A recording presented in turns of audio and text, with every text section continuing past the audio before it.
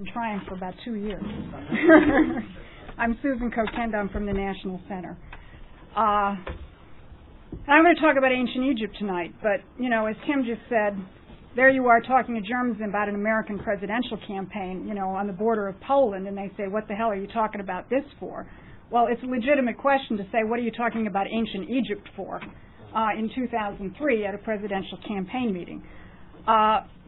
Because the lessons that we're going to learn a little bit from tonight in terms of Egypt, but actually just as much about the question of how the universe functions and how man exerts power in the universe is crucial. Because look, if you look at the history of humanity as far back as we can figure something, we've got written records that don't go back that far, and then you've got archaeological records that go back a lot farther. I mean, one thing we do know, we know that civilizations have collapsed in the past. And there's basically two reasons why civilizations have collapsed. One is they've got bad ideas, ideas which actually don't conform with the way the universe actually functions. We've got a charming example of that right now. It's called Donald Rumsfeld. Donald Rumsfeld is a very bad idea. The Bush administration is a very bad idea, but Donald Rumsfeld is a particularly bad idea because Rumsfeld actually believes, as an existentialist, as a Straussian, that there really are no laws in the universe, and the universe is going to conform to his will. He thinks the Rumsfeld doctrine actually worked. He actually thinks that his strategic doctrine, which involved almost no infantry, which involved just bombing the hell out of civilian centers and shock and awe, that this is what caused the fall of Baghdad. He actually thinks he won the Battle of Baghdad. Now, somebody ought to tell him the other guys didn't fight, but, he actually thinks that the Rumsfeld doctrine can be applied to anybody. So wait till he tries and goes and applies the Rumsfeld doctrine to North Korea or Russia, right? The nuclear arsenals of North Korea and Russia are not going to submit to Donald Rumsfeld's will. I can promise you that. So if this very bad idea called Donald Rumsfeld succeeds in taking his psychosis to the next level, civilization is going to collapse. It's going to be blown to smithereens, and we're all, going to be glowing in the dark, essentially.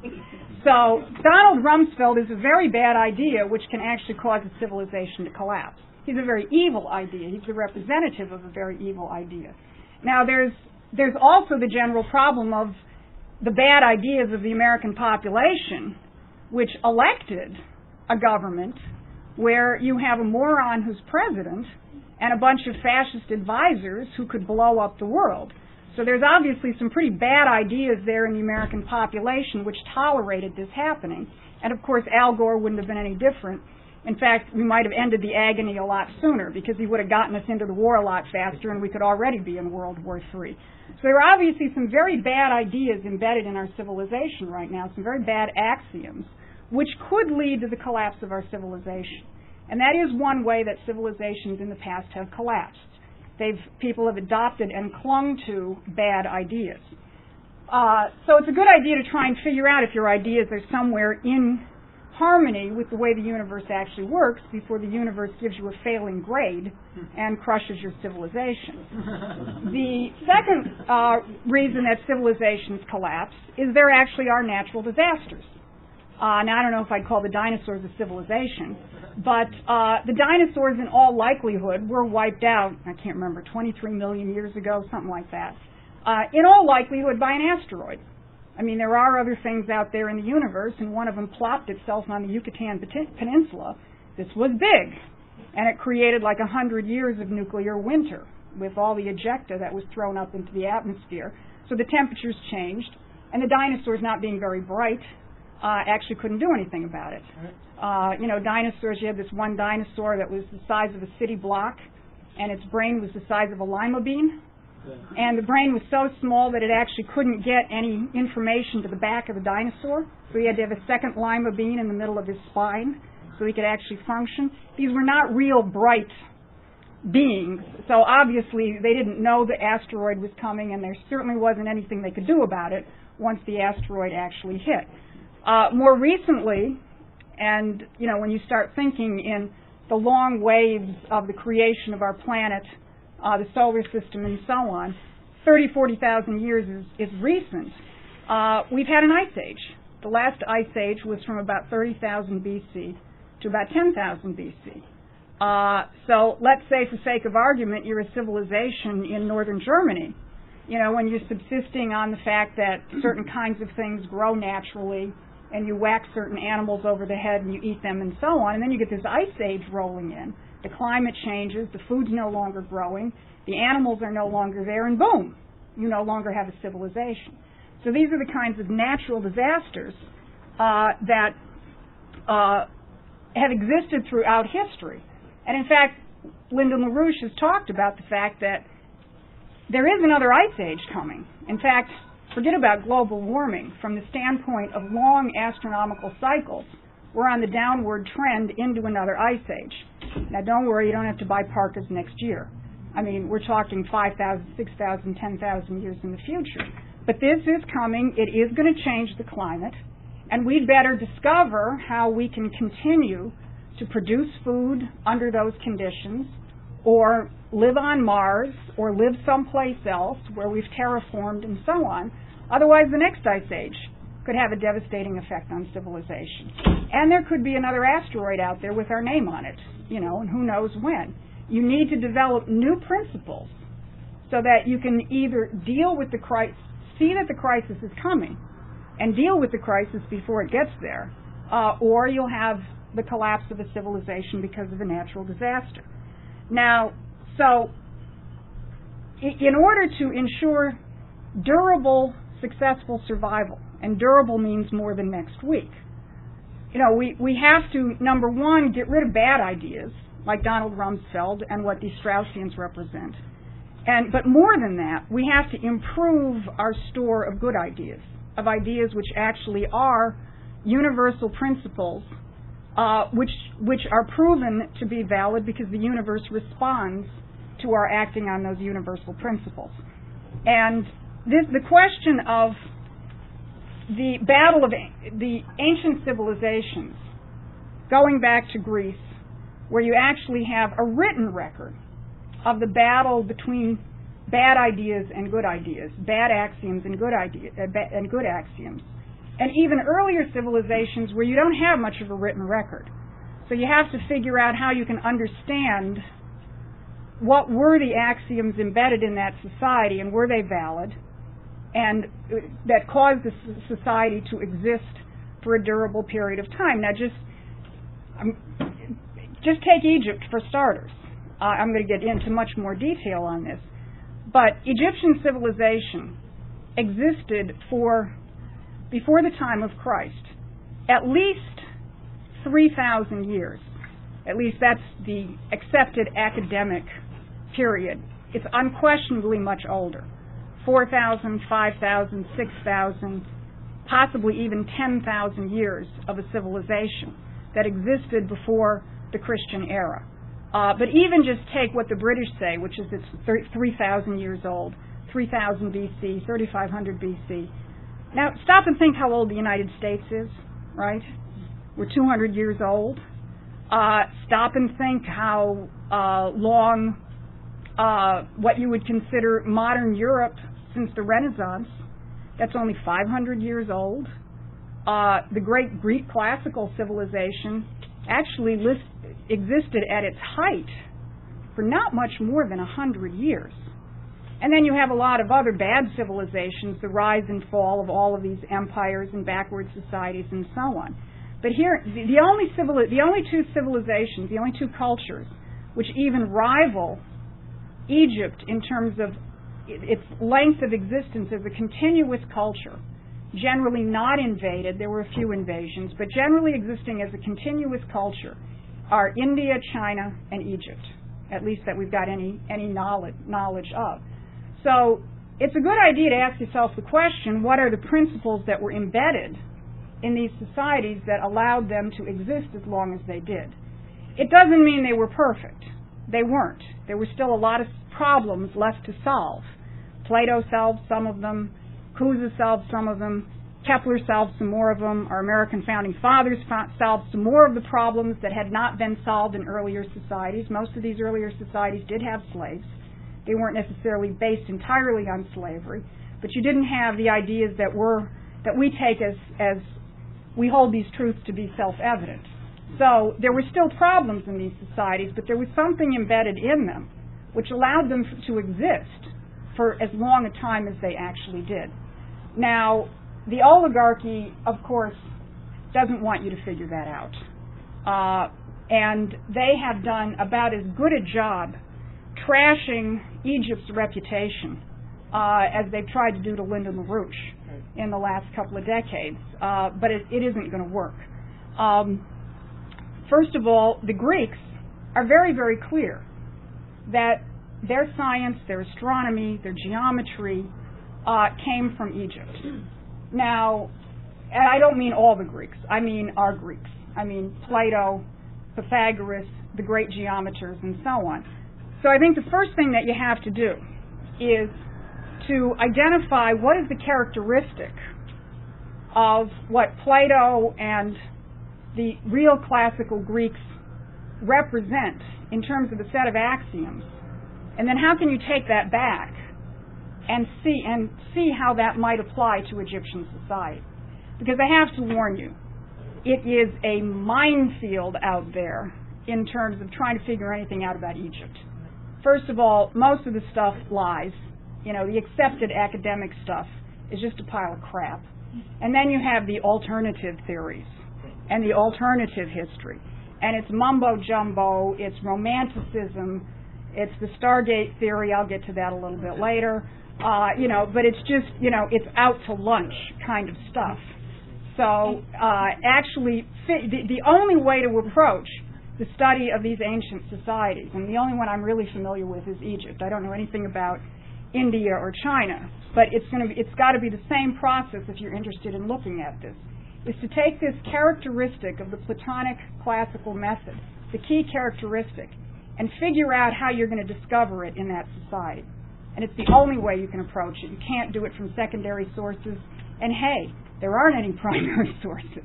I mean, there's almost nothing in writing from Egypt except some of their religious texts, which, if you understand what their metaphor is for, which I'll get to later, can give you some insight. But it's not secret knowledge. It's not buried underneath the paws of the Sphinx. You don't have to be a Freemason and twirl your ring, to find out about the mysteries of Isis and Osiris. You can actually use your mind to figure it out if you start from the standpoint of Plato. Now, just the most fundamental question is the question of how do you know the universe?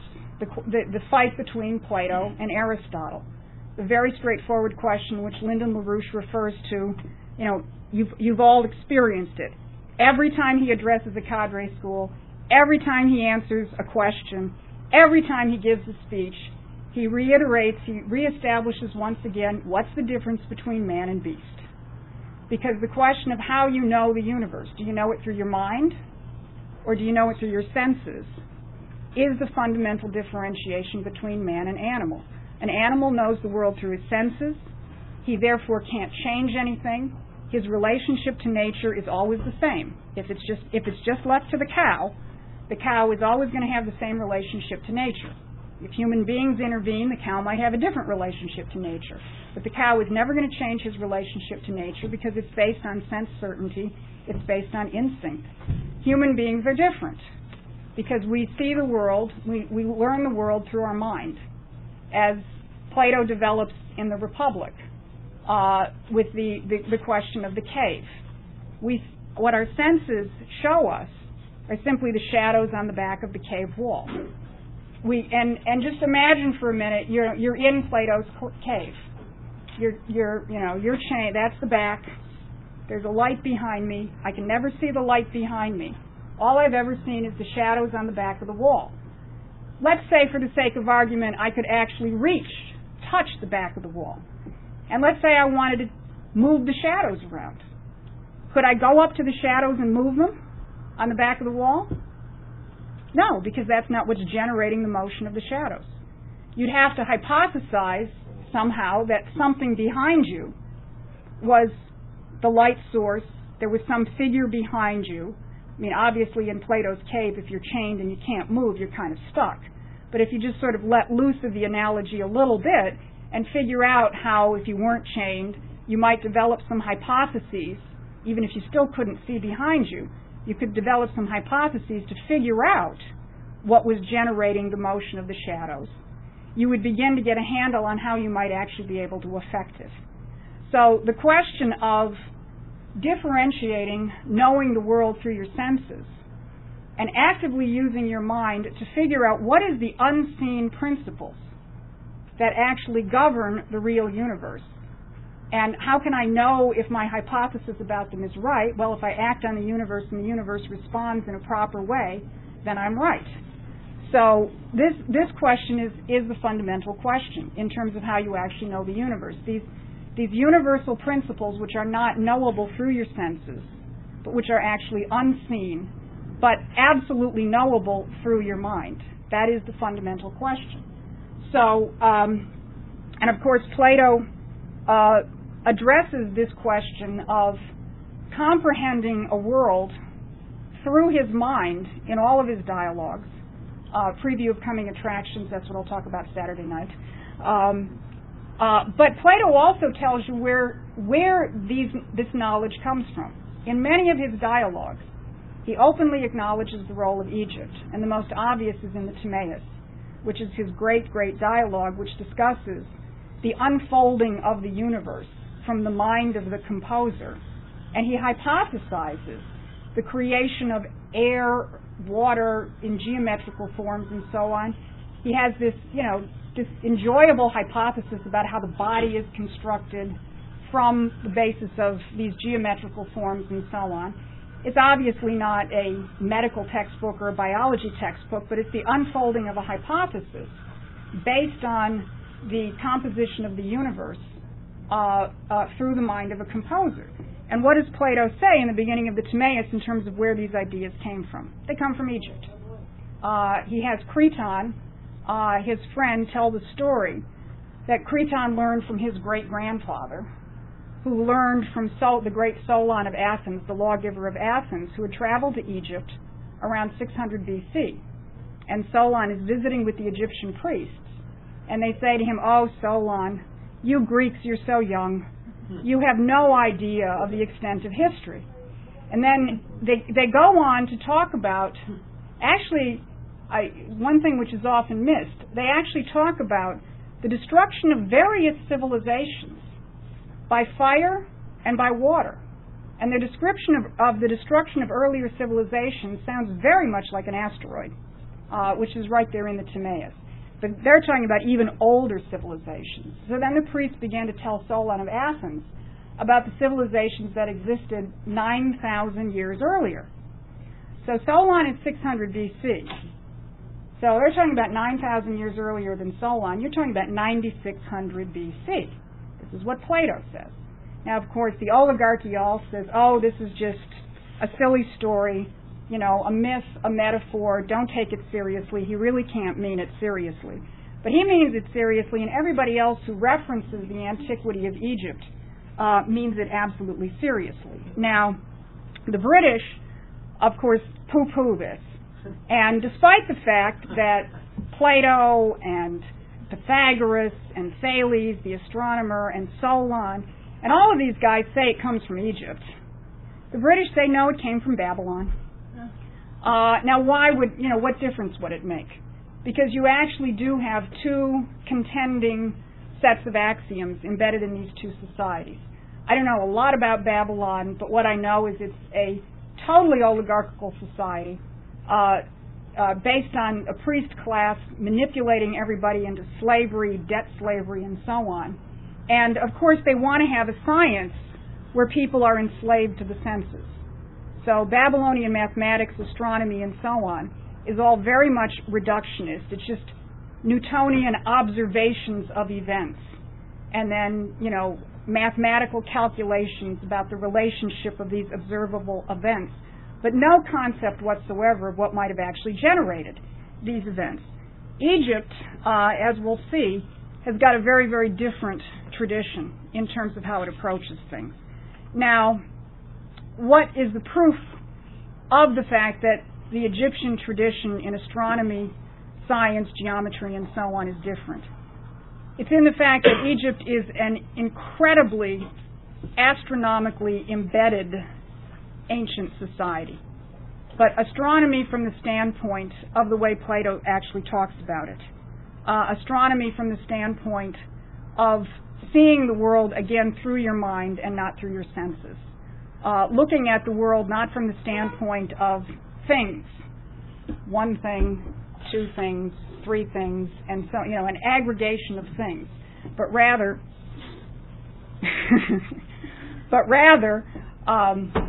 looking at the world from the standpoint of generating processes.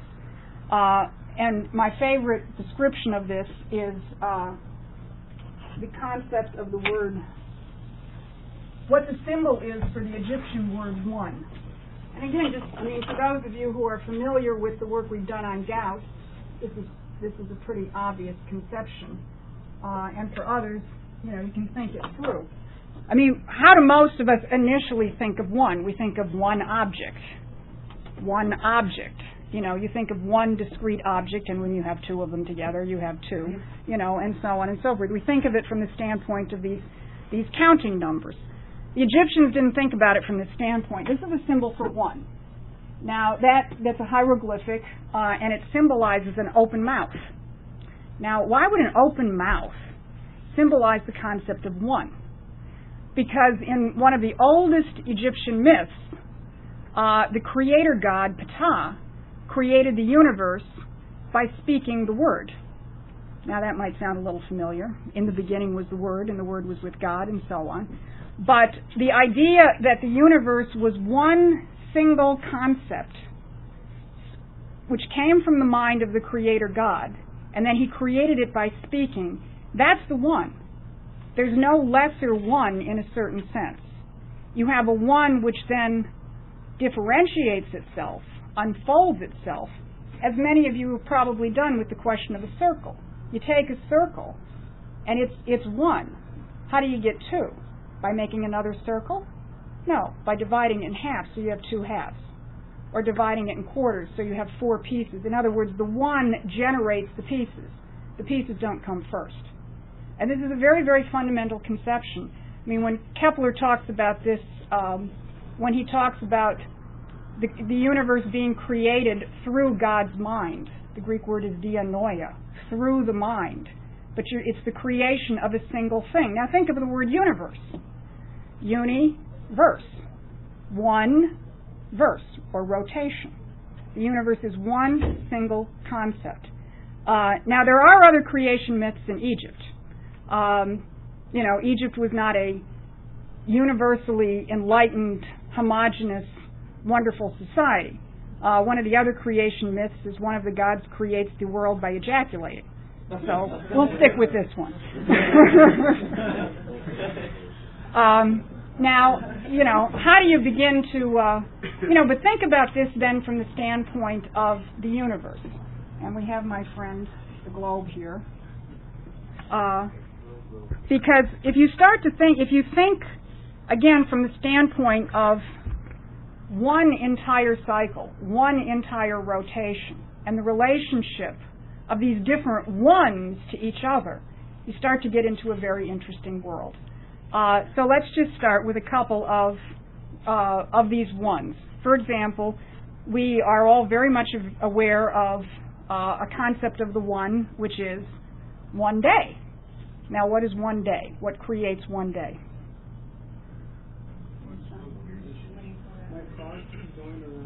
Okay, now it's always very interesting because we all do this, because this is total said certainty. We all say the sun goes around the earth, don't we? We say the sun rises in the morning and it sets in the evening. Well, is the sun really moving? Yeah. Well, in relationship to the earth in terms of the creation of the day. Is the sun, the sun is moving in the galaxy. But from the standpoint of what you're seeing in the sky is what is causing the sun to move across the sky. The sun actually moving across the sky? Okay. Now, which way does the sun move? All right, but which way do got me? See, I told you, we all do it. You can't break yourself. We all do it. Which way does it appear that the sun is moving across the sky?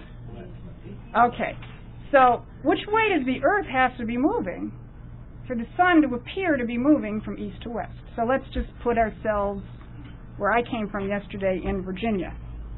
Okay? From the North Pole counterclockwise. Let's just say you're looking at it from this way, from the plane of the solar system. So, it's either going to go this way, which I would call east to west, or it's going to go this way, which I would call west to east. Okay, yeah, and think, it's worth it to think about it, because the more you just sort of free yourself from, I'm here and this is what I see and that's the way the universe works, to constantly forcing yourself to think about what's actually happening to cause what I'm seeing in the sky is very interesting. So let's say here's the sun, here's Virginia, okay, it comes up here first and we're going to move west to east as we said. So the globe is moving west to east and then the sun comes up here 3 hours later, okay? So that's that's a 1. 1 day is definitely a 1. It defines one single physical cycle. But then we've got another cycle. And that is let's say the sun is there. The globe is moving actually on a yearly basis around the entire sun. And it happens to move in the same direction, west to east. So one way you can test that is you go out on a clear night at the same time, say at 10 o'clock at night, and you look at a constellation that you can see on the eastern horizon. And you go out about 2 months later, and you'll see that the constellation is following the path of the sun. It's rising. It's in a different place at the same time. And that's a result of the yearly rotation of the Earth around the sun. And again, it's going in the same direction. So the sun appears to move from east to west. And the stars over a much longer, well, the stars also have a daily rotation, but over a yearly rotation, they also move from east to west. Okay, now how many of these daily rotations of the Earth does it fit into one of the yearly rotations around the sun? 365. Okay, why do you need the quarter? That's my textbook knowledge. Why do we need a leap year? Every 4 years, fall back and quarter. Yeah, but why? They're not exactly congruent. Yeah, she said you've got. It's not. She said it doesn't have a full rotation. He said it's not congruent. Didn't that ever bother you? It always bothers me. Why the hell doesn't it fit? I mean, what's going on here? But that again is a question of looking at the world from these nice little neat counting numbers, and you want them all to divide into each other nice and evenly, and so on. Instead, you ought to ask yourself the question: what is the higher ordering principle which is causing these things to happen? Yeah. Every day is not 24 hours. It's a little more than 24 hours. That's right. Adds up to that. Even 24 is not a real... That's right. That's right. And 365 and a quarter isn't right. I think you had a closer... Someone else had a closer fraction. Because every 100 years you got to add another day. Yes. Right? So you can't... The minute you start looking at... actually, I guess we should have done... No, every 200 years on the 100th year. I don't think we did it in 2000. No, every 100 years except for on every 400 years. Except for... And this was in every 400 year. Yeah. Close to 365.24. Yeah, yeah. So, but you're immediately presented with this world where, these simple little counting numbers don't work. It's the same problem you face when you try and figure out what the square root of 2 is from the standpoint of numbers, rather than looking at the generating principle that generates the diameter of a square, as Plato discusses in the Theaetetus, and as most of you are familiar with, and those who aren't, ask somebody who is. You're not going to find the answer in a nice, simple, neat little counting number. You have to look at the process which is actually generating these things. So once you get into the question of astronomy, it's forcing your mind to think in a completely different kind of way. Now, notice something else about my friend the globe here. You notice something about it? Tilted. Yeah. Didn't that ever bother you? That always bothers me. How come it wasn't like it, Now, what is the actual tilt? I mean, what are we talking? Because when we're on the Earth, it doesn't feel like we're standing like that, does it? But why is this globe actually tilted? What is this tilted in reference to? Yeah. Or another way to look at it is the plane of the solar system. In other words, the Earth, all the planets, the Sun, the Moon, are more or less on the same plane. I mean, there's some variation. But it's not like you've got the Earth here, and then up there you've got Mars, and down there you've got Venus, and so on. You basically have the plane of the solar system, which is more or less flat, and that goes parallel to the table, like that. Which means that when you're looking up at the sky, the plane of the solar system is not on the equator, on your horizon. So if you actually go out and you look at the sky, look at where the sun is in the sky. Do that tomorrow. Or if there's a moon tonight, look at where the moon is. You'll see it's not directly overhead. It's not on the horizon. There's a particular angle on which the sun, the moon, the planets, right, because they're all on the same plane of the horizon, travel. And you see that band in the sky, it's called the ecliptic. Now, most people know the ecliptic in a way they didn't even know they knew the ecliptic, because the constellations of the Zodiac were so chosen because those are the constellations in the sky that follow that band, that you can find in that same band of the ecliptic. There's a lot of constellations out there, but why do we have Leo and Virgo and Aquarius and Pisces and so on? There's 12 identified constellations which travel more or less in this same band. And shouldn't there be a light? Oh, okay. They're both the same? Okay.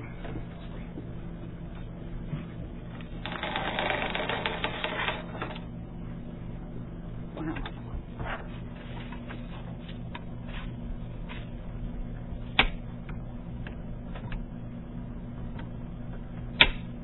That's good. Okay, well here you have something where you're getting off the surface of the Earth to try and actually visualize this. So this is the plane of the solar system. There's the sun, and it's these particular constellations, Taurus, Gemini, Pisces, Aquarius, and so on, are in that particular band. There's obviously a whole lot of other constellations in that celestial globe.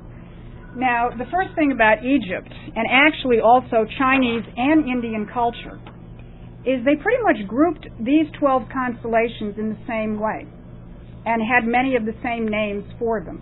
Now, you go out and look at the stars. I mean, how many of you go out and look at the stars? Yeah, I used to spend my summer evenings on my back in the backyard, alone.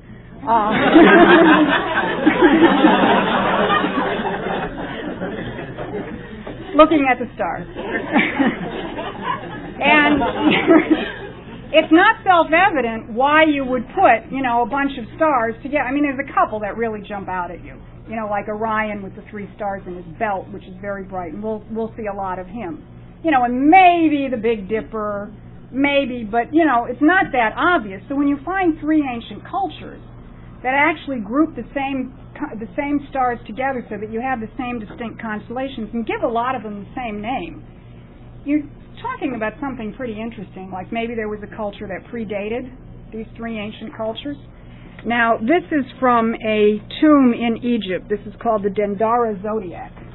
And around here, you're going to see the different signs of your zodiac. There's Leo, the lion. There's Cancer, the crab. Gemini, the twins. Taurus, the bull. Aries, the ram. Pisces, the fish. And then, of course, we have the water carrier, Aquarius. Because right now, we're in the age of Pisces, and I'll talk about what that actually means astronomically. And we're moving into the age of Aquarius, which is why you keep hearing that awful song, in the elevators these days and so on. But you have the rest of the constellations. This is actually the Egyptian symbol for the Big Dipper. It's a 5. It's not on the zodiac, so it's actually not the same as we're used to in terms of other cultures. This is the northern circumpolar stars, and it's actually, believe it or not, that's a hippopotamus. I didn't know that.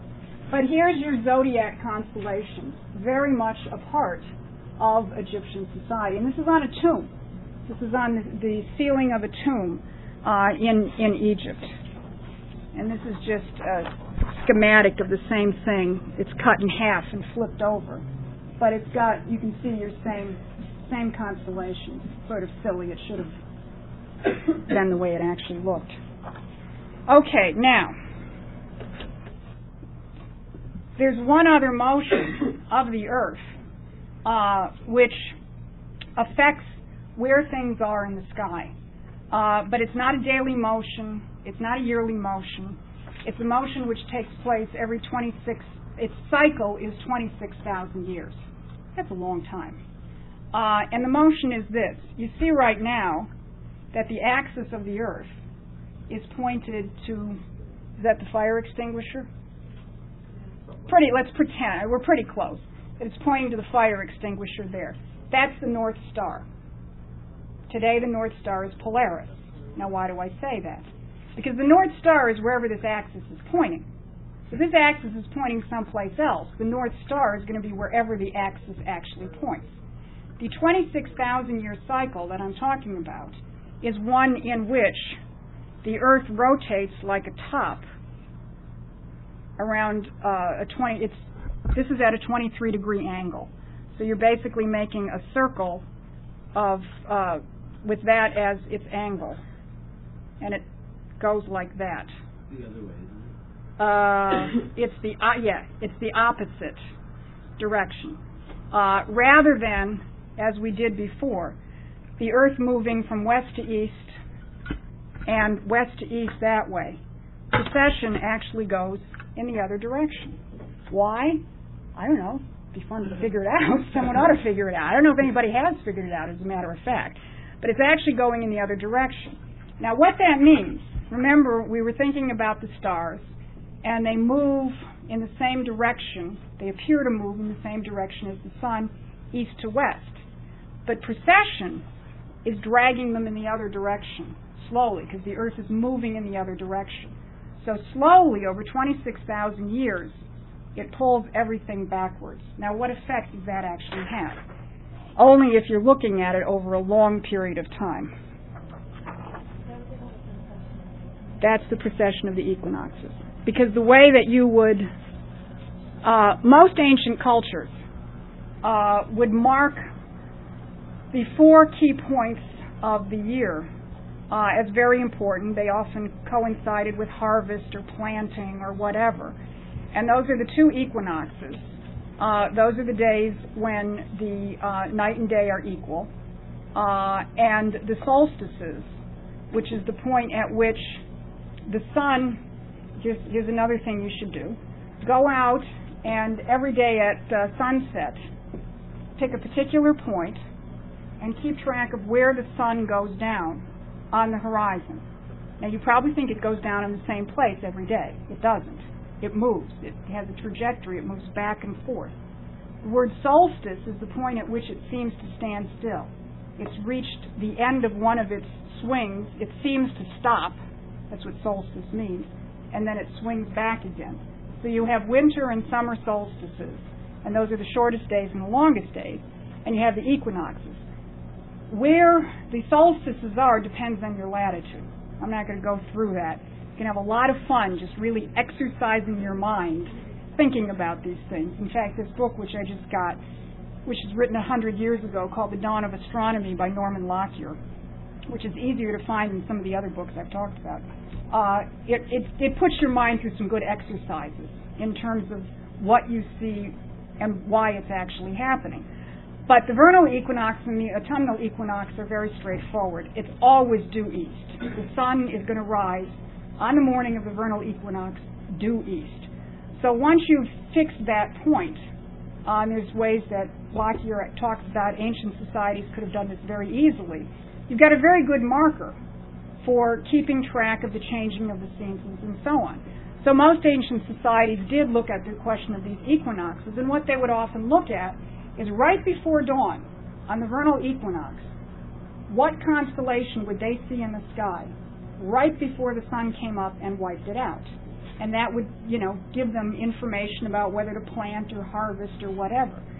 So this works fine over 300 years, 500 years, 1,000 years.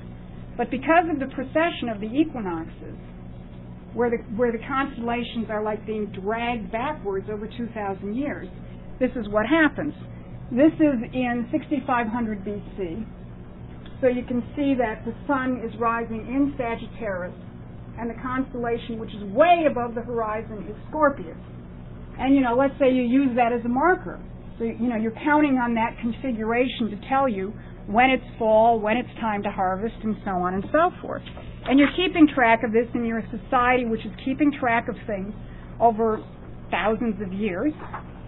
You have to be able to follow this. So here you are, 4,000 years later, and it's a different configuration. The sun is no longer rising with Sagittarius, it's all the way down here, and it's rising with Scorpius. So the configuration in the sky has changed on the vernal equinox. That might have been pretty freaky to a society which really didn't understand what was going on. Like maybe the constellation died, and we'll get to that. That's what the death of Osiris is really all about. So, these are important questions in terms of how this works. Now, but where do you find the evidence of this in Egyptian culture? Because as I say, there's no Platonic dialogues. There's very, very little in writing. There's basically tomb carvings, and when you get to about 1500 BC, 1000 BC, you've got some stuff preserved on papyrus and so on. And of course, we couldn't even read hieroglyphics until the beginning of the 19th century. There was a Frenchman named Champollion, who Muriel has written about, Muriel Mirac, who actually cracked hieroglyphics. So we've only been reading them for less than 200 years. But there isn't that much to read, for starters. But the stones themselves actually speak, because what you find if you simply look at the pyramids, the temples, and the Sphinx is a gigantic statement that we are a society based on astronomy. First, let's just start with the question of, let me get to the Stargate Theory now. First of all, the pyramids were built, I think it is fairly certain, around 2600 BC. Now you got to realize, these things, this is an incredible feat of engineering. In fact, outside of a couple of engineers left in American society who've got some, or in society who can use computers, we couldn't build one today. I mean, somebody could probably plunk some formulas in and figure it out, and find and use some technology while we still have it. But to actually do something, which we may not have for long, but to actually do something where the which these pyramids are incredibly precise, as this thing shows. Of course, this is a typical book. Problems of geometry. A very slight error in the angle of incline of the pyramid would have resulted in a substantial misalignment of the edges of the apex. These things are big. The stones are like a couple of tons apiece. You start with the foundation. Has anybody ever built a cabinet or a bookshelf and not been very careful, and you get to the end and you say, oops, because it doesn't fit? Well, imagine doing that with something which is, 500 feet high, and it's got blocks made of, 2-ton blocks and so on and so forth, and, it doesn't work, and you say, oops, but it worked. So you had a very, very advanced technology. Now, this gets even better. The principles of pyramid construction are familiar, but no written records or representations of the exact procedures and practices exist. Some of the pyramid measurements show an accurate use of pi. And they point out that the perimeter of the base of the pyramid, or the height of the pyramid, is a relationship to the base over 2 pi.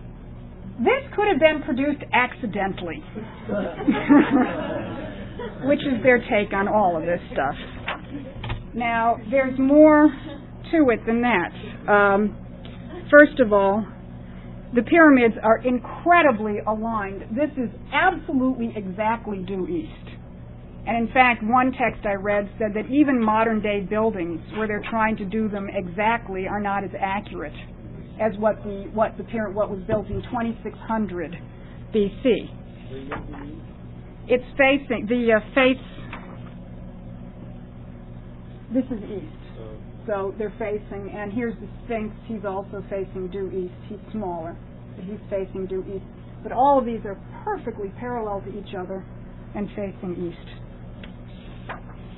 Now, the pyramids also were astronomical observatories. In fact, there's nobody buried in a pyramid. This is not a tomb. The later stuff that you see in the Moses movies and so on, that they're building, those were tombs. This was not a tomb. The pharaohs were built, were putting little things next to them and so on. These were astronomical observatories, and what they were doing is they were giving the pharaoh's spirit the star map so he could get back to his star after he died, because that's where your soul went after you died. And the shafts in the pyramids, which have been called air shafts and all sorts of other stuff, point exactly to the key stars in the sky where they would have been in 2600 BC because of precession. The Alpha Draconis was the North Star of the time. It wasn't Polaris. But this bright star in the Little Dipper was a significant star, so it points to both of those. And then the other side points to Sirius, which is the brightest star in the sky, and the brightest star in Orion's belt. And the significance of those two we'll get into later. But these are extraordinarily advanced engineering feats, geometrical feats, and astronomical feats. So now we get to the Stargate Theory. I saw the movie on a plane once about 10 years ago when I was starting to do this research. And it begins and I'm thinking, hey, this is cool, because they have this young Egyptologist who's standing before his peers and saying, look at the technological advance of the pyramids and built in 2600 BC. And you say Egyptian society began in 3200 BC. It's impossible. He's right. You could not have advanced that much in 600 years from a hunting and gathering society, which is the argument of the British, to building these kind of things. Of course, what's the conclusion of the movie? The British are racist? Yeah, well, that too. That's our conclusion. The conclusion of the movie is that it was built by aliens, and that all of our technology comes from aliens. Hollywood racist. Yeah. But that's what I call the Stargate Theory, and whether it takes that form or not, most of the stuff on Egypt, smacks of something like that. So if it didn't start, if it had to start before 3200 BC, where did it come from? So what Lynn is, and again, there aren't any written records on this, kids. I mean, you're not going to go find a book. Yeah. Part of the reason where there's no reason, where there's no history about this, is probably because about 600 million scrolls were burned by the Syrians. That's partially true. I mean, the library at Alexandria probably had ancient histories. But there are some references to the much older society. One of the few remaining historians whose works we have is a guy called Dendera Zodiac. And this just shows you the kind of dark age we're in. This is one of the most important ancient histories. It was written in about 100 BC. The only way you can get this is in the Loeb editions, the Greek and English editions. It's 12 volumes. So if you want to read Dendera Zodiac, you've got to have $240 because they're $20 a volume. I mean, you can't get an English language single volume copy of Dendera Zodiac. I've tried. I got one in interlibrary loan. I was so excited. I was beside myself. When I went and picked it up, it was written in Old English. Actually, Xeroxed it because they figured it was better than nothing. But what Dendera says is that there was an earlier Atlantean culture, and he talks about the reason Atlantis was a great ruler around the Straits of Gibraltar is not because he held the earth up on his shoulders, but because he discovered the spherical nature of the heavens, the sphericity of the heavens. He was an astronomer. And what Lynn has posited is that you had an earlier Atlantean culture, which span the entire Atlantic, probably the Pacific, but we're talking about this part of it now. And that at the end of the last ice age, now what happens when an ice age ends? The glaciers melt. So what happens to the oceans? Okay. So what if most of your civilizations are on coastlines? Yeah, glub glub, right?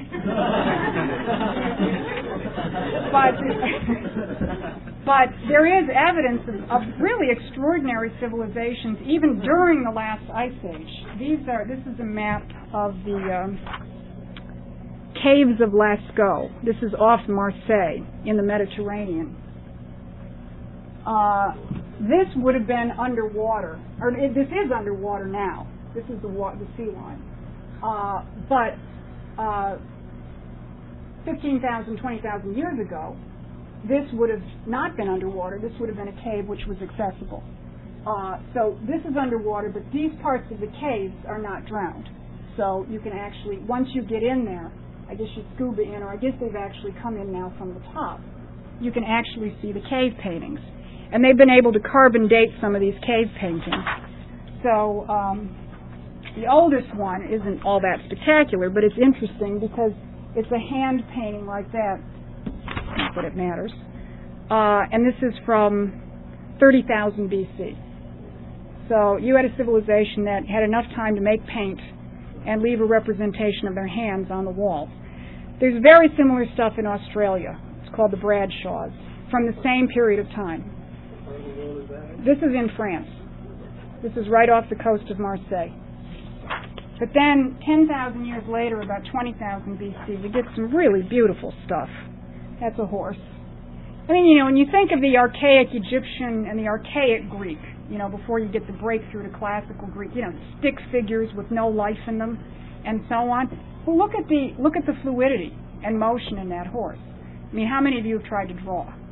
You don't just, sit down and do that without some conception of perspective, of something other than just your senses. A 2-year-old isn't going to draw something like that, nor is somebody who hasn't used their mind to develop some hypothesis. And there's just a couple of these. I really love these. But these are all 20,000 BC. That's a horse. He's called the Chinese horse because a lot of the Chinese horses later look like that. Here's my favorite. No, these are in France. These are reindeer swimming. Isn't that cool? I mean, look at the motion. Heads in different places. You can actually see them straining a little bit against the current and so on. 20,000 BC. And the British say civilization began in Mesopotamia in 3200 BC. Okay, so the Ice Age begins ending around 10,000 BC, and the sea levels are starting to rise. So you're seeing some big changes between about 10,000 and 6,000 BC in this part of the world. So let's take Plato's Timaeus and let's take it seriously. Solon is told about these earlier civilizations going back 9,000 years. So 9,000 plus 600, let's round it off to 10,000 BC for sake of argument. And let's go back to the question of what constellation are you looking at on the horizon on the vernal equinox, this important date and the important constellation which is a marker. So this is generated from a computer program. There's actually better ones in my article. This was the first version. So this is the altitude of, the latitude of Egypt, about 30 degrees north. And this is due east. In fact, this is the ecliptic. And in fact, there's the sun crossing the ecliptic below the horizon, which is what defines it as the vernal equinox. So there's the constellation, which is on the horizon on the vernal equinox. It's Leo, the lion. Okay. Now guess what's looking at Leo, the lion, due east? The Sphinx. Now what's the Sphinx? He's a lion.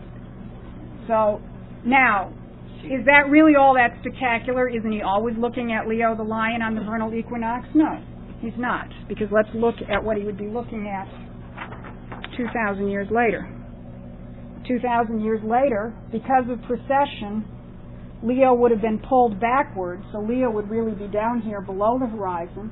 The next constellation in the zodiac is Gemini. So 2,000 years later, on the morning of the vernal equinox, Leo would no longer be looking at the lion. And, yeah. Is there any time between 10,000 and 3,200 BC where Leo would come up?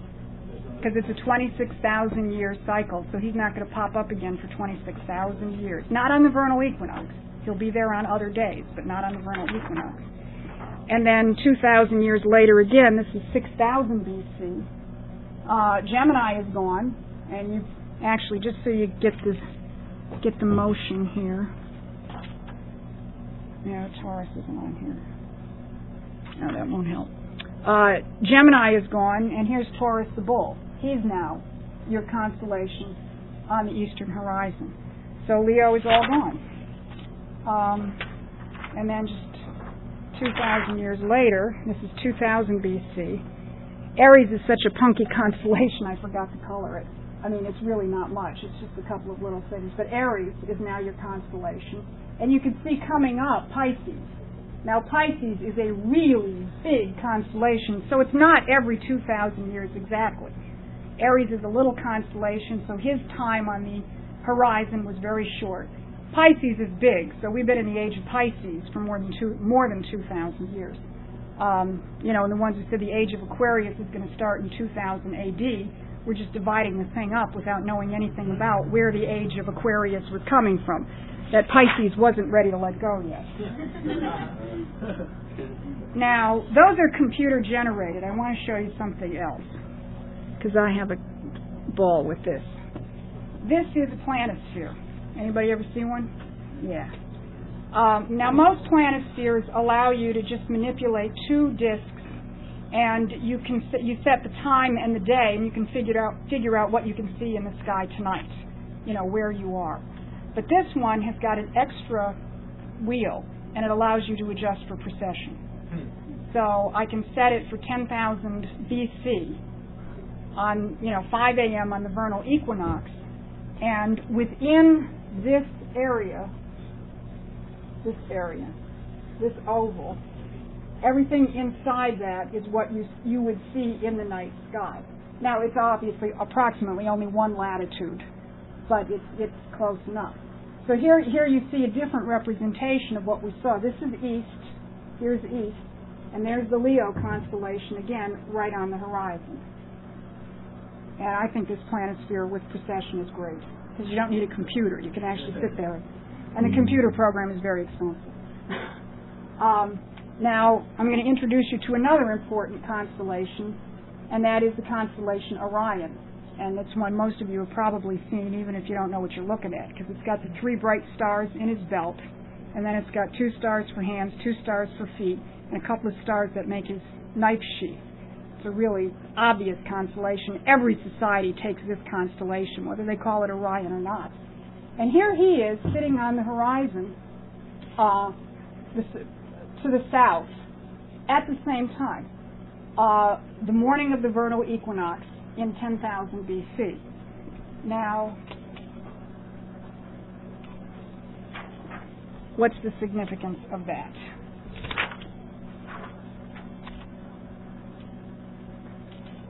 If you go back and look at the 3 pyramids, they have a funny alignment.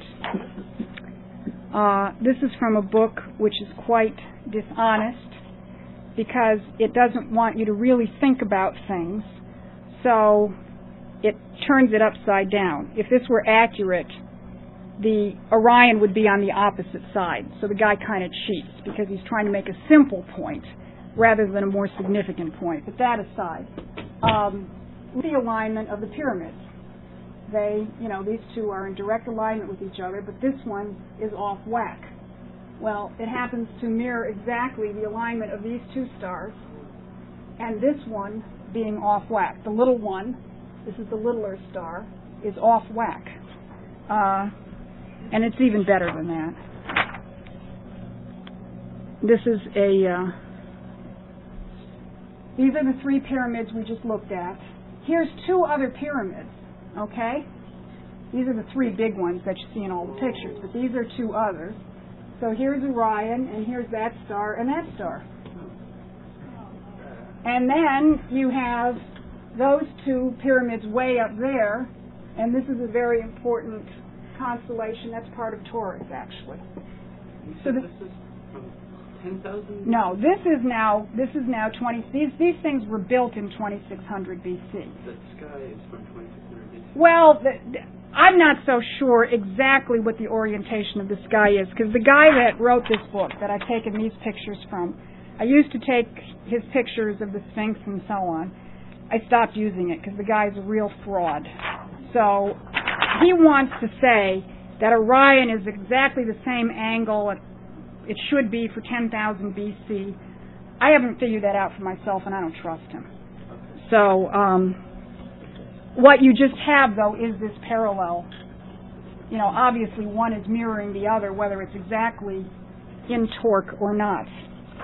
So let's go back, however, to 10,000. Now we're back to 10,000 BC. And what do you have? You've got the Sphinx looking, this is a little later in the day, so he's a little further up. Because remember, we looked at the sun was down below the horizon in the computer generation we use. So he's at the horizon. So Leo's a little higher up, but he's still due east. And then, so the Sphinx is here. The three pyramids are here, and due south is Orion. And this is the only time when Leo and Orion are sitting right on the horizon in this 26,000-year cycle. This is just another representation of it. Again, from this book. This is a book called The Mystery of the Sphinx by a guy named Graham Hancock, who's written all sorts of crap about a lot of things, and don't bother. Yeah. The Milky Way and the Nile, He claims that it does, but, you know, I went onto a website which, it's frustrating because these are people who are trying to bring a little more rigor into it, but the rigor they want to bring into it is to prove that nothing is older than the British say. But one of the guys on this website made a very good point, which is we don't really know where the Nile was in 10,000 BC. I mean, nobody's actually gone out and done a geological survey to see if the Nile was actually there. So he does do these really cool pictures which show the Milky Way and the Nile and Orion and the pyramids and so on. But he's pushing it beyond what you can prove, and you don't have to do that to actually know something very important about Egyptian society. And he's a Freemason, by the way. So, I mean, but it does ask, you know, the question you asked was that were the pyramids built in 10,000 BC? No, as far as I can tell, the pyramids were built in 2600 BC because they're astronomical observatories for those main stars where they were in 2600 BC, not in 10,000 BC. But, now, how old is the Sphinx? I don't know. Everybody, you know, the Egyptians claim it was built during the Pyramid Age. There's actually absolutely no evidence, except that the head looks like the pharaoh Khafre, who was one of the pharaohs that the pyramids were built for.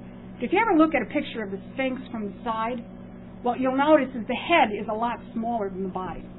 It's out of proportion, it's smaller, it's much better carved than the rest of the body of the Sphinx. So what might one hypothesis be? The whole Sphinx was much older. And in fact, there's evidence of water erosion in the quarry around the Sphinx. And the last time you had enough water to cause erosion in Egypt, because now it's a desert, was about 6000 BC as a result of the shifting climate because of the glaciers. So if you take that evidence, it looks like the body of the Sphinx is much older than 2600 BC. And one hypothesis I've heard, which, you know, just on the face of it seems to make sense, is that during the time of the Pyramid Age, 2600 BC, somebody took what was there and recarved Khafre's head onto whatever was there. So if you ever recarve something, it's going to end up being a lot smaller than what you actually started with. So it's out of proportion. And the head is it's a much more articulated sculpture than the body. So if you actually look at it, it does look like two different things. So could it mean that the body of the Sphinx is much older? Probably. 10,000 BC? I don't know. But what's even more exciting is imagine a culture which is building these monuments knowing what the sky looked like in 10,000 BC. Let's say they built the Sphinx in 6,000 BC, but they knew what the sky looked like in 10,000. And then in 2600 BC, they built the pyramids, knowing what the sky looked like in 10,000. So you begin to think of, the ancient nature of this culture and where it had to come from, because the monuments themselves speak. Yeah. Why would they reference the past time instead of actually eternal? Because it might have been the time when their society was founded. If you take this Atlantean hypothesis of LaRouche's, that the Ice Age forced the shifting of the melting of the glaciers, forced the shifting of the population, that Egypt was colonized by some other culture around 10,000 BC. So they're marking the point at which they actually established their society in 10,000 BC as one hypothesis. Yes. Egypt wasn't necessarily a desert back then? No. In 6,000, from 6,000 on back, it was fairly lush and fertile. They probably cut down a lot of trees and built those pyramids. They probably did. They may have deforested, but it was pretty much a desert by the time. I'm not sure there were that many trees around. In fact, during a lot of the flourishing of Egyptian culture, most of the wood they got, they had to bring in by boat from other places. I think it was basically the big climatological change which turned it into a desert. Yeah. Was the evidence that Egypt was green earlier? Yeah. What's the evidence? Basically various kinds of animals and just what was generally known about the climatological shift. The whole region was not a desert earlier. I don't know a lot of the specifics in terms of it, but it's generally accepted that you had a much more temperate climate as the glaciers melted, and that it was only with the final melt that you have this drastic shift. And there may have been other reasons. You may have had a society which deforested, like we've done, or like we did in the Southwest that led to the Dust Bowl. Primitive methods where you're not replenishing the soil and you can actually destroy your land. But I'm not, whether it was that or more generally the climatological shift. LaRouche's referenced the climatological shift. So let me just show you a few more things and then we can take more questions. This is now much later, but the idea that Egypt was a society for which astronomy held no interest. I've got that quote in the article I wrote a couple of weeks ago. It's just absurd because when you look on the lids of coffins and tombs and so on, they're all star charts. They're all astronomical star charts. This is a tomb, the secret tomb of Senmut, whoever he was. But this is Orion with his 3 stars here, the 3 stars of his belt. This is, and Orion is Osiris. Orion was well known to be the representation of Osiris. Now remember what happens with precession. After 2,000 years, the constellation disappears. It's not where it's supposed to be. It dies.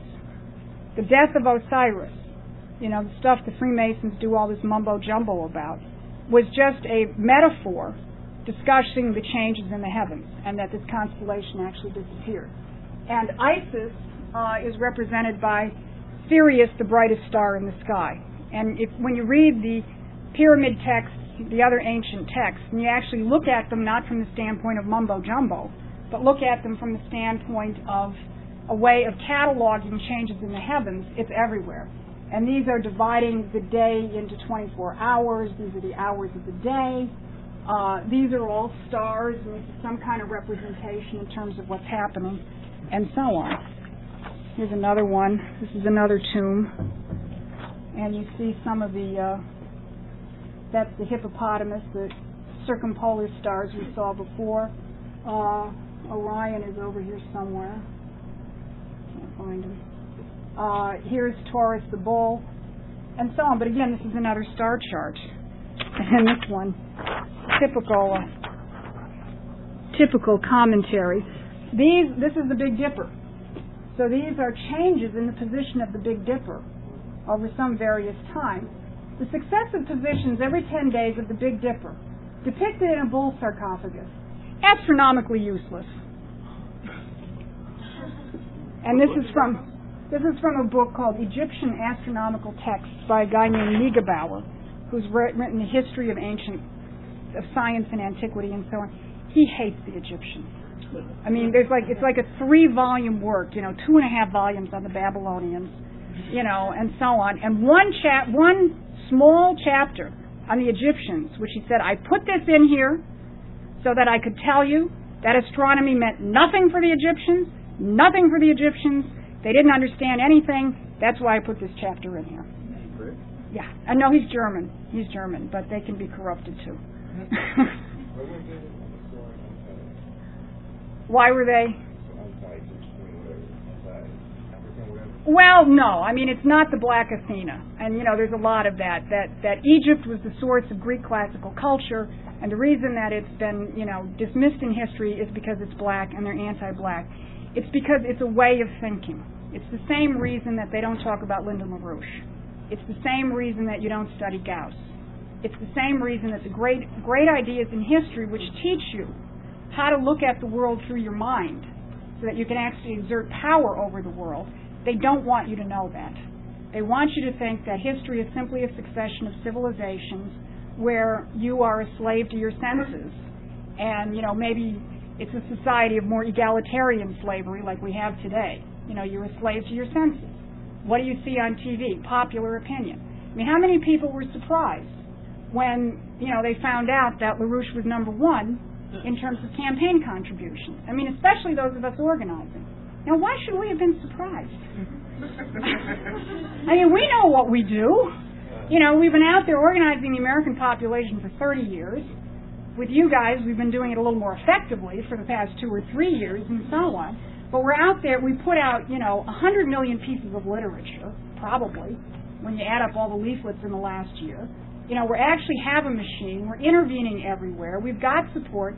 So why would we have been at all surprised to find out that we were number 1 in terms of campaign contributions? Because we keep looking at the world through our senses, through the shadows of the media. The media doesn't talk about LaRouche. How could he be number 1? How could we have possibly done that? Because in the shadow world, Lyndon LaRouche is not number 1.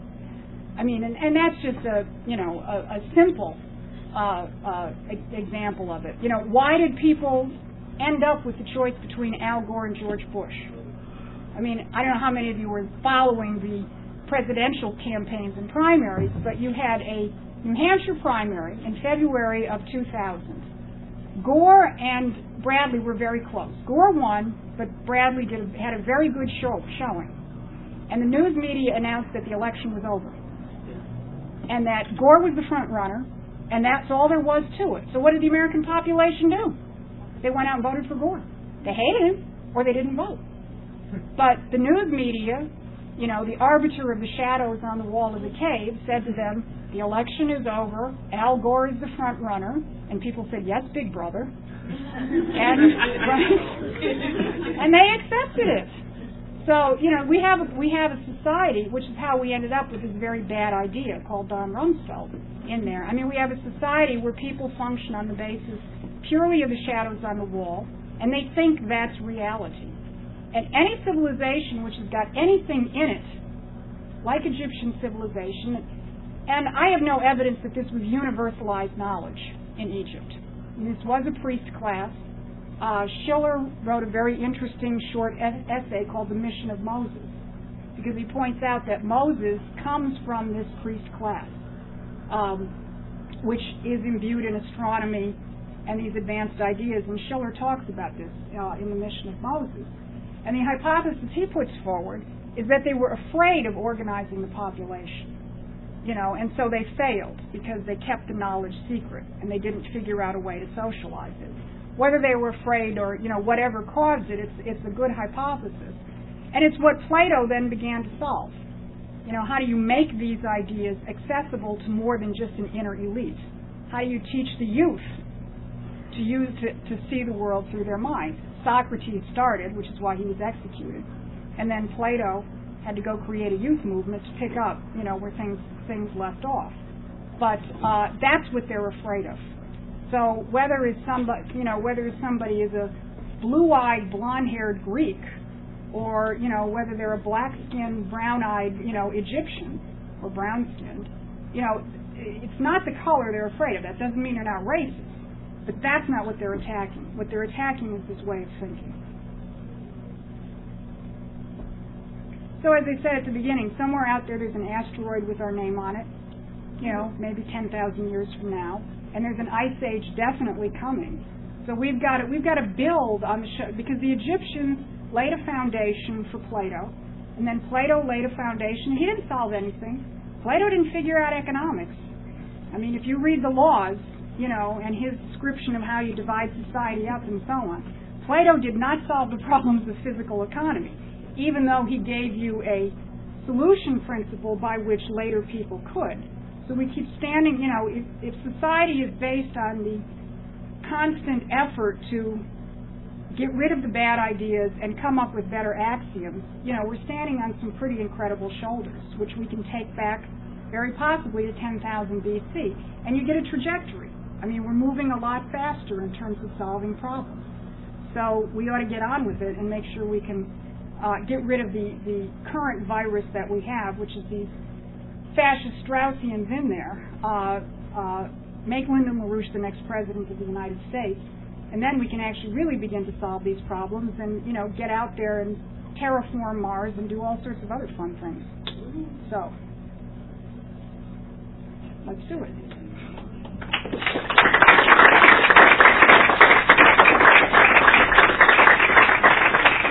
Any more questions? Yeah. You mentioned there were two things that can lead to collapse of civilization. One was bad ideas, and the Yeah. other one I didn't catch. Natural disasters. Yeah. Thank you. Yeah. I don't know if it's good to look at it like a timeline.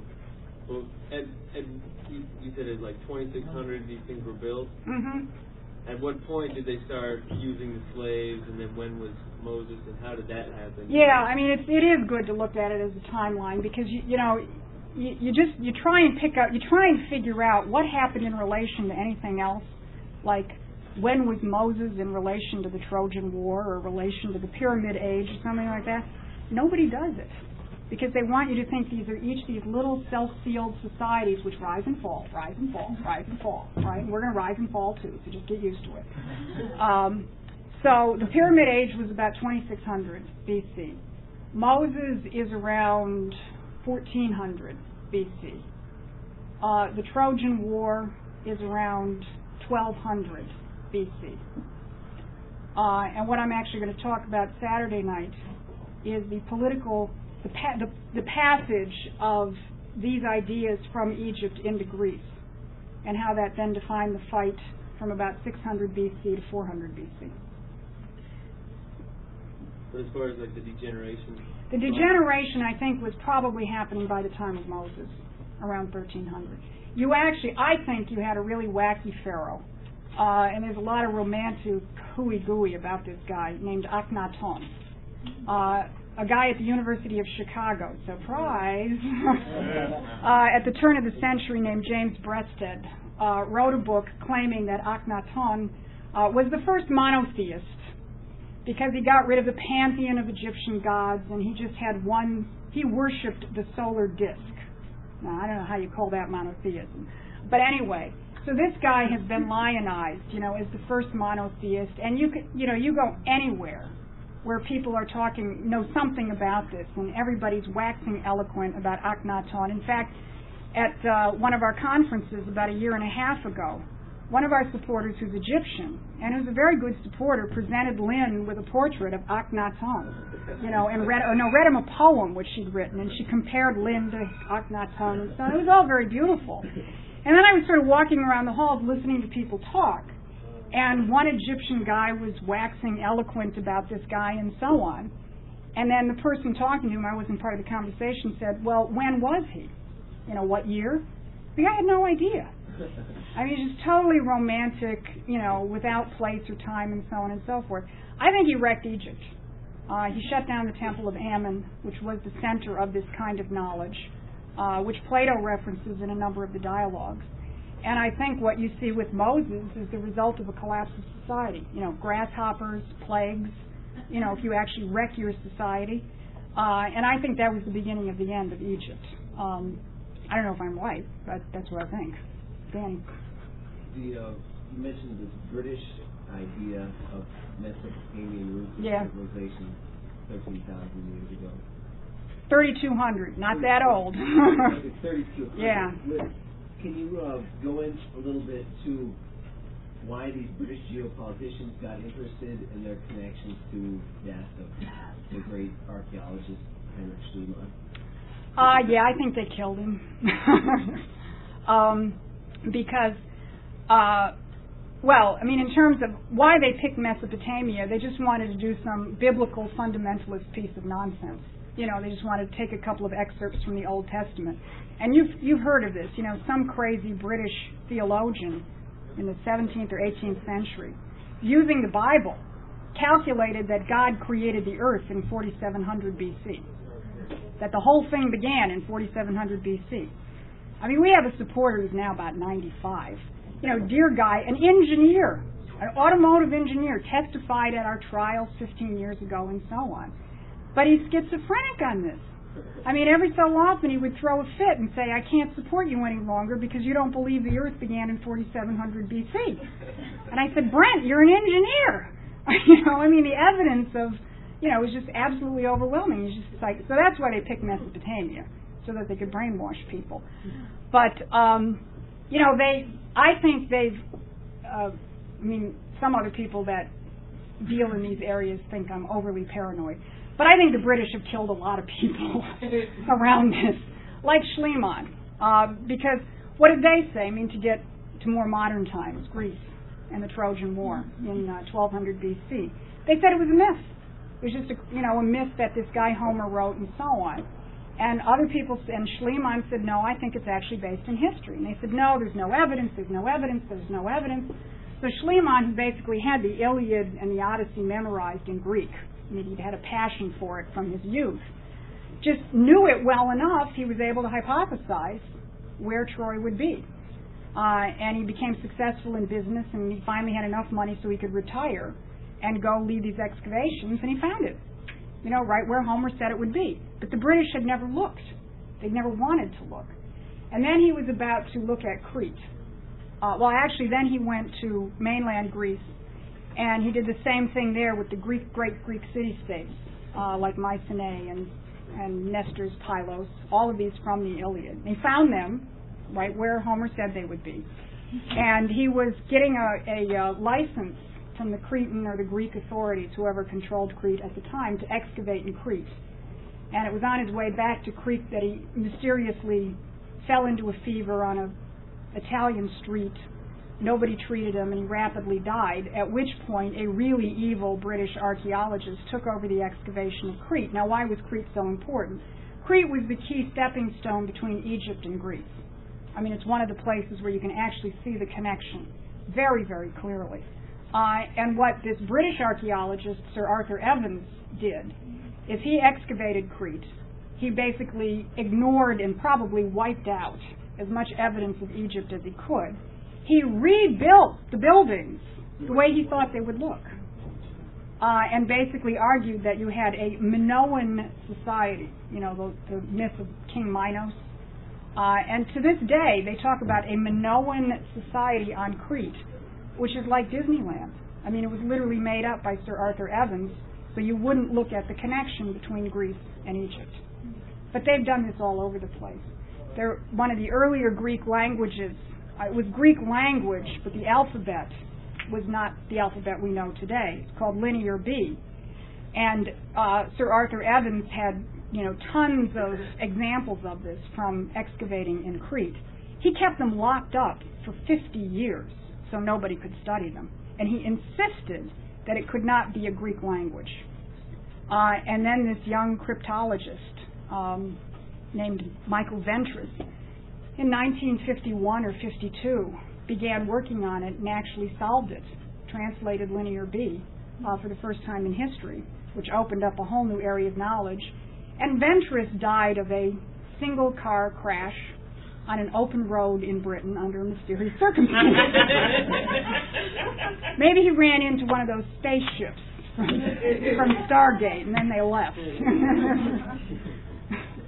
So, I mean, this knowledge the British consider very dangerous because it really gives people a sense of what it is to be human, and how we're going to move society forward. They don't want people to know this. Yeah. Could you in any way comment on the looting in Iraq and the whole archaeological effect of it? Yeah. And also the fact that the United States is working to Minister of Education at the supply that is also charges quote-unquote teacher training and what the possible. Yeah, I mean, it's obvious they allowed the looting. It's obvious it was organized crime. We've actually written some articles, which I haven't had a chance to read yet, showing that it had to be absolutely organized crime kind of looting. And it's twofold. One, it's just pure venality and greed, but it's much more than that. They actually want to destroy these cultures, and that it's the same thing as the education. I mean, they want to destroy any historical sense of a nation.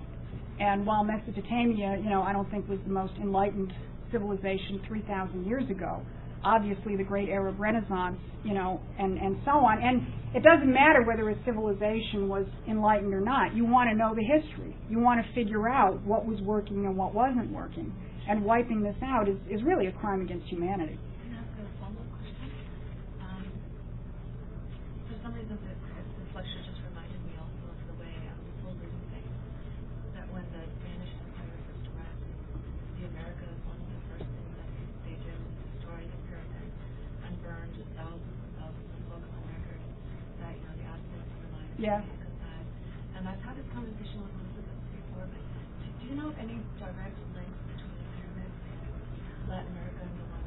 I think work has been done, which I haven't studied that carefully, that they are many of them are astronomically aligned. Not necessarily the Aztec. I mean, the Aztec tended to be a little more backward culture, but especially the Mayan and the Incan pyramids are absolutely astronomically aligned.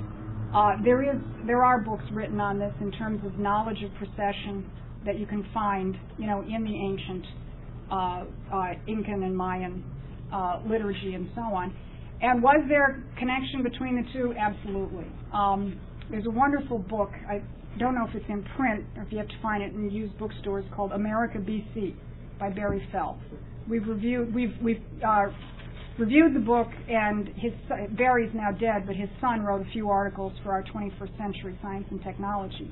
But America BC is just wonderful because it actually shows that you've got evidence of transatlantic commerce between Egypt and Libya and Maine, in the northern part of the northeastern coast of the United States in 1000 BC, 1500 BC, 2000 BC, and so on. I mean, very, very direct evidence. Like there's a rock outside a harbor which has actually got Libyan writing on it, which is basically telling you when the ship is going to come.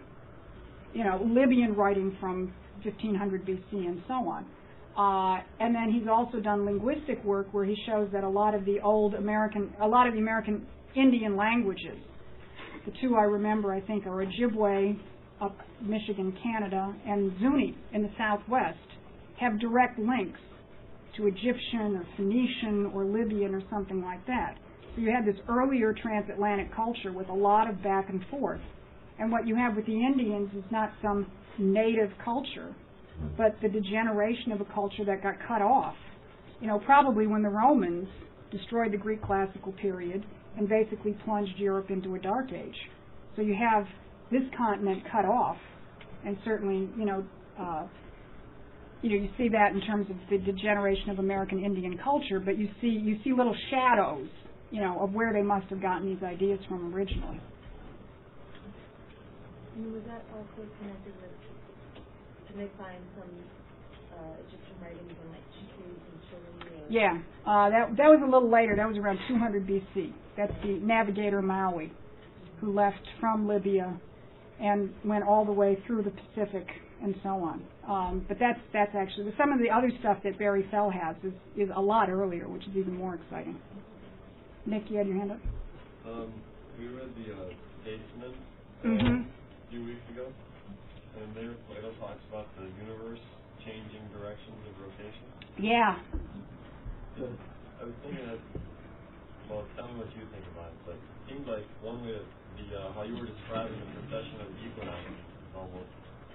You know, I hadn't thought of that. I've always wondered what the hell he was talking about in that passage. But it could be because Herodotus talks about the Egyptians in Herodotus' history.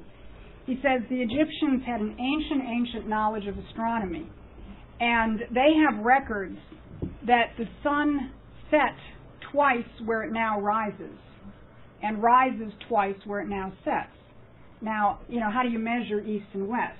You know, you say it's where the sun comes up. So how do you say it did it on the opposite side? It could vary. It undoubtedly was precession. That is, the sun rises in Leo in 10,000 BC. 13,000 years later, it's going to rise in the opposite constellation of the Zodiac. So you could say that it's rising in the opposite place, or it's rising where it used to set, if you're doing it from the constellation.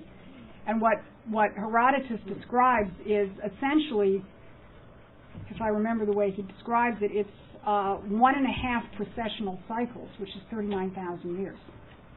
So it's interesting. I've never been able to figure out what Plato was talking about there in the Statesman, but it could be the same thing that Herodotus is talking about. It could be the change of the sun versus what star it's rising in on the vernal equinox. Yeah. I read about this theory. I don't know if it's true. I want to hear it from you. There's this theory that Asia and Africa and the whole of North and South America were one continent before, and they kind of broke up. Mm-hmm. So I'm thinking maybe the similarities between the African culture and the American South American culture probably because it was one before. I think that was way long ago, like hundreds of millions of years, you know, before we have too much evidence of sentient human beings. So I don't think you would have a correlation between that, which I think, I'm not a geologist, but I think the evidence is fairly well accepted that it was one continent. But it was long, it was, I think, hundreds of millions of years ago. But think about this question of actually a transatlantic or a trans-Pacific culture. I mean, it's actually much more exciting, you know, that you actually develop the science to navigate the Atlantic and the Pacific 2,000 years ago, 4,000 years ago, 6,000 years ago, and so on. Now, there's the old land bridge, the old bridge story in terms of the Bering Straits, and I think that existed without question when there were human beings. So I think that connection certainly existed. Yeah. Timothy was earlier asking me to bring Quranic verses that tally with what Larouche is saying or with the movement, what the movement says. And I see two very pertinent verses right now. There in one place, God declares himself saying the statement that I am the Lord of the two east and I am the Lord of the two west. Huh. And another verse is that I am the Lord of all the east and I am the Lord of all the west. So it's very pertinent that, and I'll try to get back to him with those verses. Yeah. I mean, you find in a lot of things, this astronomical, what is embedded in it astronomically. I referred to this one book in the footnotes of my article on Homer's secret Iliad, which is written by two laymen, who's the mother of the woman is the one who actually figured out that the Iliad is also an astronomical metaphor. Besides being historically true, besides being great poetry, besides being a great drama, which teaches you a very important lesson about civilization, it also is an astronomical metaphor. And I love the book. It's hard. I just got in touch with them because they're working on a new one on the Odyssey. But I just sent them an email before I left asking if they've got a stock of books we can buy, because you can't find this book any longer. It's not that old, but it's just a completely delightful book. No pretensions, you know. They just figured this wonderful puzzle out and present it in a beautiful way. And it exercises your mind in terms of this question of precession. But you find it elsewhere. The Vedic hymns, as Lynn has often talked about, the Vedic hymns of the ancient Vedic culture are also give you evidence, as Tilak describes, because the Vedic hymns actually describe Orion as a constellation which never sets. Now, where would that be? Because if you go and you follow Orion over the course of the year, he rises and he sets. And there's some times of the year when you can't see them at all. So where would you have to be where there would be a constellation like Orion that never sets? Way up near the Arctic Circle. So you've got hymns which are describing a culture which is describing the sky near the North Pole, which then probably moved down to India. But a lot of the ancient literature, if you don't start with the British assumption, that we're a bunch of hunting and gathering baboons, running around, in grass skirts, if you actually start from the assumption that we really are human beings, and every human being has the capacity within him to use his mind to solve these problems, you're going to see throughout a lot of these ancient cultures, that they had some comprehension of these processes. And what often happens is that the society degenerates and it turns into mythology, like astrology, right? I mean, the zodiac is a very important marker. The rising of Aquarius or Pisces or whatever, these are important markers to understand where you actually are in the universe. But what does it become for most Americans? Mumbo jumbo, Sister Cleo. And we're supposedly an advanced culture, yeah. Is there any evidence of developed music like that of ancient China and Egypt? That's a fascinating question. I saw one reference in one book, and I don't know how to follow it up, that the Egyptian priests sang 7 sacred vowels. Now, isn't that interesting?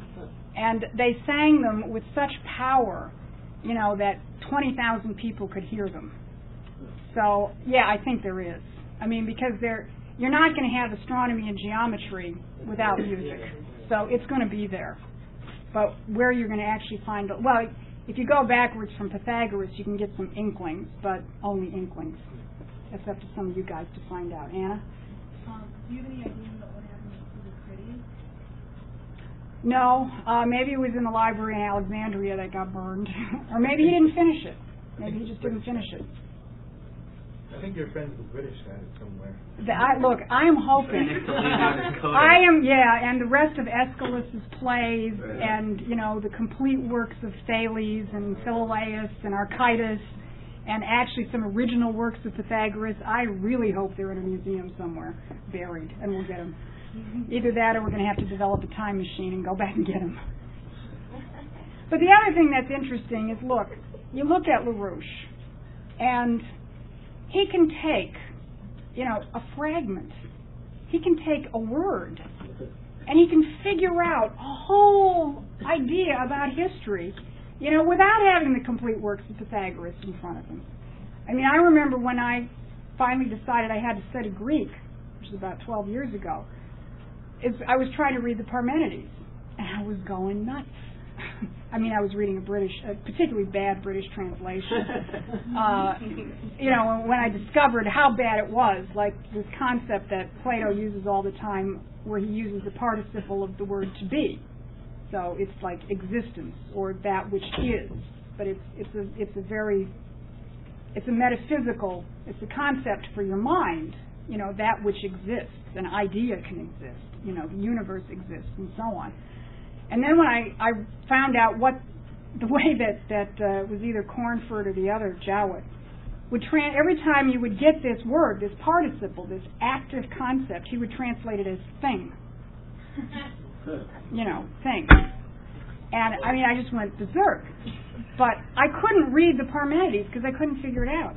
Lynn read a bad translation of the Parmenides. I mean, he doesn't know classical Greek. He read a bad translation of the Parmenides, but because he knew where Plato's mind was, he could understand what Plato was saying without having the words exactly translated right. So, would it be great to get the complete works of Pythagoras, or something? Yeah, it would be a wonderful gift for mankind, but we actually can know a lot more by simply thinking the way LaRouche thinks. Yeah. What's a good translation of Plato's work? One that's hard to get. It's a 19th century. It's called Bohn's, Bohnns, Classical Library, because we used to be literate, and this was an entire classical library of Schiller and Dante and the Greeks, in translation. And the Greek stuff is translated by a guy named Henry Carey, not our Henry Carey, spelled C-A-R-Y.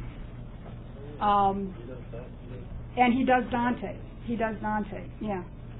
I mean, he's really something. And if you can find him, you got to go on, used book, exchange. And I only have 2 volumes. I don't even have the whole thing. One's in really bad shape, but I figured if I get one, I'll Xerox masters, and people can use masters. I say, what did I pay for one of them? $40. There's probably about 5 volumes for the complete collected works. I've got the Timaeus, the Republic. How much have you seen anybody selling the whole thing? One of my friends has the whole thing. She got it from a used library in Philadelphia. Wow. But Denise Henderson. Go to her house. Yeah, go to her. Go visit her at the next cadre school. Everybody will stay at Denise's. What's the guy's name? Henry Carey, C-A-R-Y. The guy that put the whole. Oh, Bone, B-O-H-N, apostrophe S. Bones Classical Library. Let me know. I have 2 volumes. I have the one that has the Timaeus and the Republic. And I have one that has... Oh, and the thing that sold me is he doesn't screw up on the translation of Dunamis. He actually he does not translate it as square root. He translates it as power. Now, there's one point in the translation where he just didn't understand the geometry, and he screwed up. But it's not this evil idea being embedded in there. Yeah. What about in Mozart's Magic Flute? Why do you think he has like the Isis and Cyrus thing going in that opera? I don't know. Did he have some knowledge that it was, there was something more to it than the Freemasons? It'd be interesting to relook at the thing from this standpoint. I don't know. That's a Shaven project. Any one of them.